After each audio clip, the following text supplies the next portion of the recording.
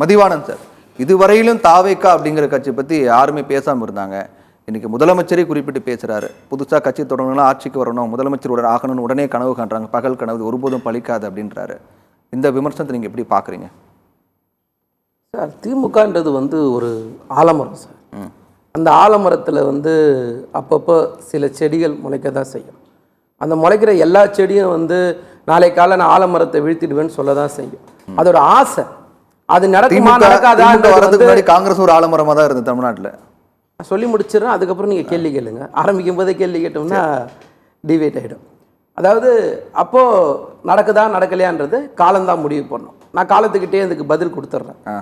இப்போது முதலமைச்சர் பேசும்போது வரலாறு தெரிஞ்சுக்கிட்டு பேசணும்னு சொன்னாருன்னாரு. சகோதரர் ஏதோ அவருக்கு தெரிஞ்ச ஒரு வளர்னாருன்னு வச்சுங்களேன். என்னை பொறுத்த வரைக்கும் வரலாறுன்னா என்னென்னா, முதல்ல இந்தியாவிலேயே மதிய உணவு திட்டத்தை கொண்டு வந்தது நீதி கட்சி தான்.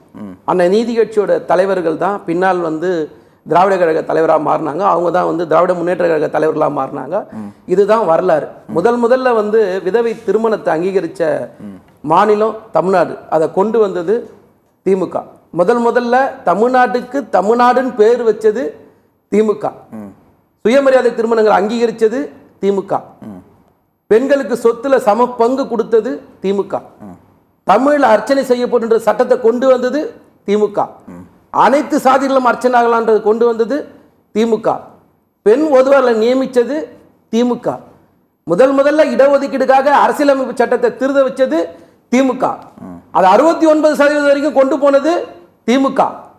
அதை இப்படி ஒரு பெரிய வரலாறு. இது நான் சொன்னேன்னு வச்சுங்களேன், நான் ஒரு பெரிய பட்டியலே சொல்லுவேன். இதுதான் வரலாறு. திமுகனா என்ன? சமூக நீதி, சமதர்மம், மாநில சுயாட்சி, மொழி உரிமை, இன உரிமை, இதுதான் திமுக. இதெல்லாம் படிக்கணும். இதெல்லாம் படிச்சுட்டு அதுக்கப்புறம் கட்சி ஆர்வம்னா ஆரம்பிக்கலாம் சார். எவ்வளோ பேர் கட்சி ஆரம்பிச்சிட்டாங்க. இந்த திமுக ராஜாஜியை பார்த்தது, காமராஜரை பார்த்தது, பக்தவச்சத்தில் பார்த்தது, முத்துராமலிங்க தேவரை பார்த்தது. இந்த திமுக எம்ஜிஆரை பார்த்தது, ஜெயலலிதாவை பார்த்தது, இந்திரா காந்தி, அகில இந்திய தலைவர்லாம் போனோம்னா இன்னும் பெரிய பட்டியல நாங்கள் சொல்லலாம். சரிங்களா? கடைசியா கேப்டனை பார்த்தது, நடிகர்கள்ல இருந்து வந்தது, எல்லாரையும் பார்த்தது. எல்லாரும் சொன்னாங்க திமுக அழிஞ்சிரும், திமுக ஒழிச்சிருவாங்க. ஆனா திமுக 75 வருஷம் கழிச்சும் இப்படியே தான் இருக்கு. அவங்க எல்லாம் எங்க இருக்காங்கன்றது காலத்தோட கையில விட்டுறேன்.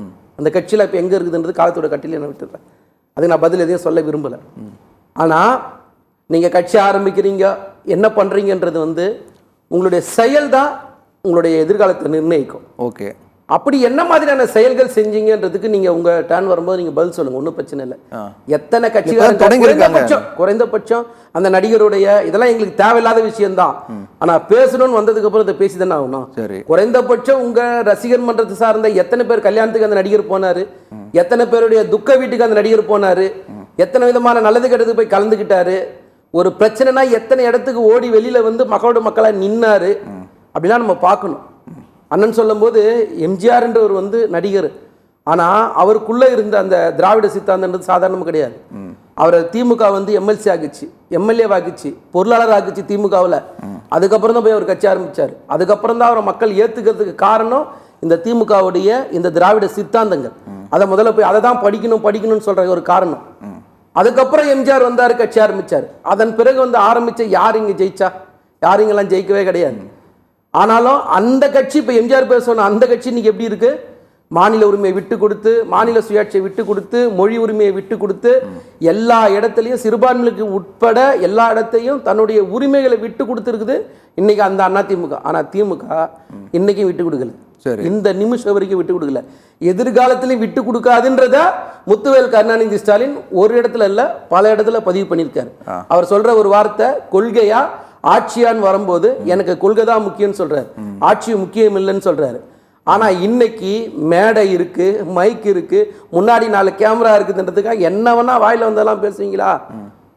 சொல்லுங்க, கொஞ்சம் யோசிச்சு பாருங்க. ஒரு நாகரிகமே இல்லாம வெறும் லாட்டரி விற்கிற ஒரு சாதாரண நபர் மேடையில பேசின எந்த ஒரு விஷயத்தையா நம்மளால ஏத்துக்க முடியுமா?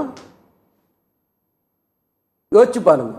ஒரு சாதாரண நபர், அந்த நபரை சீண்டி விட்டு தூண்டி விட்டு பேச வச்ச அந்த நடிகர் கட்சியுடைய தலைவர் யாரும் மறக்க முடியாது. எவ்வளவோ பேசுறீங்க, எல்லாம் பண்றீங்க. அவர் சொல்றது என்னன்னா, தாவேக்காங்கிற கட்சி தொடங்கும் போது யாரும் அதை பற்றி பேசவே மாட்டாங்க, தாவேக்கா பற்றி கருத்தே சொல்ல மாட்டாங்க, அதை கடந்து போயிடுவாங்க. இன்னைக்கு எல்லாருமே தாவேக்கா பற்றி தான் பேசுறாங்க. திமுக தலைவரும் தமிழக முதலமைச்சரும் முதலமைச்சர் 30 நிமிஷம் பேசுறாரு சார். அதுல இந்த கட்சியை பத்தி ஒரு பேசுறது வெறும் 10 வினாடி கூட கிடையாது சார். அண்ணா அறிவாலயத்தில் நடைபெற்ற நிகழ்ச்சியிலும் பேசுறாரு, வள்ளுவர் கூடத்தில் நடைபெற்ற நிகழ்ச்சியிலும் பேசுறாரு.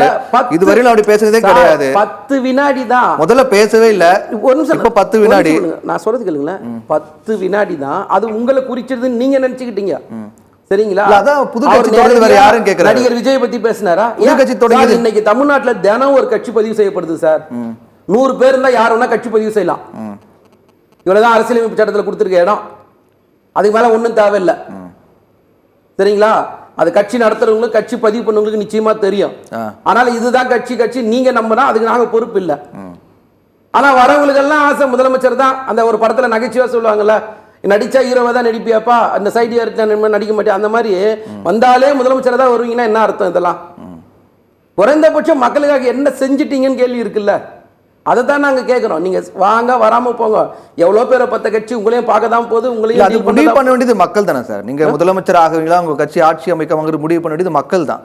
அது இப்போ கட்சி தொடர்ந்து உடனே முதலமைச்சர் ஆகணும் ஆசைப்படுறானே, ஆசைப்படக்கூடாதா என்ன? எல்லாருக்கும் ஆசை இருக்கு சார். யாருக்கு சார் ஆசை இல்லை? பிரவீன் சாருக்கு ஆசை இல்லையா? தம்பிக்கு ஆசை இல்லையா? யாருக்கு ஆசை இல்லை? ஆசைக்குள்ள நான் வரல. யதார்த்தம் என்ன? கலை யதார்த்தம் என்ன? 10% ஓட்டு வாங்கின ஒரு கட்சி கூட இன்னைக்கு அவர் நிக்கிற இடத்துல 20,000 ஓட்டு மேல அவரால் வாங்க முடியல.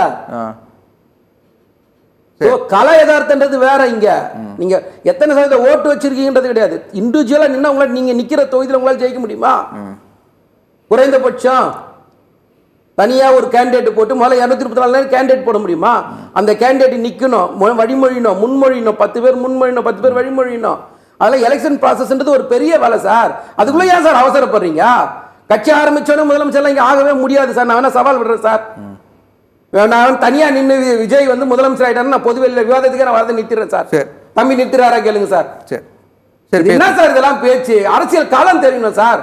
ஓட்டுனா விளையாட்டு இல்லை சார். இதெல்லாம் தயவு செஞ்சு புரிஞ்சுங்க சார். சரி, பேசுவோம்.